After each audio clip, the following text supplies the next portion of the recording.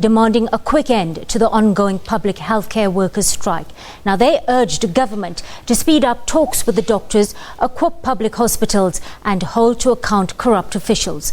The strike by 5,000 doctors in Kenya's public sector is now in its third month. The medics are pushing for higher salaries and better working conditions. Sarah Kimani filed this report for SABC News. They are the consumers of Kenya's public healthcare sector. Those who came out for Friday's protest say they are too poor to afford services in private hospitals in the country. Their placards and songs communicated their plight and demands to the Kenyan government.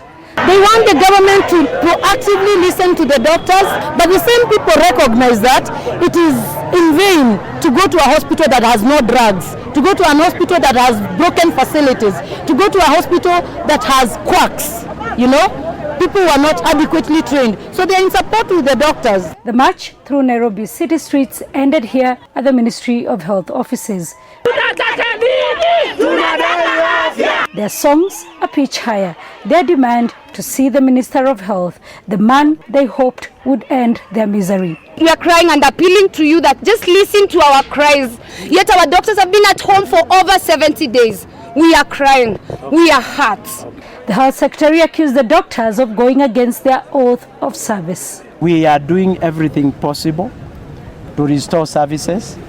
If it was within my powers, they should have been restored, or it should not have happened even.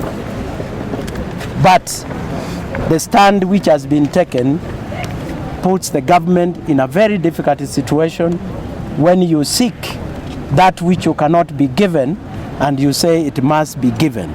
I want to appeal to the doctors to hear the cry of Kenyans, the suffering which they have visited on Kenyans as far as their service is concerned. And they understand that negotiations can continue when services are being given to Kenyans. At least 5,000 doctors went on strike at the beginning of December last year. They are demanding that the government implements a 2013 agreement that provides between 150 to 180% pay increment, better working conditions and better equipment for Kenya's public healthcare facilities.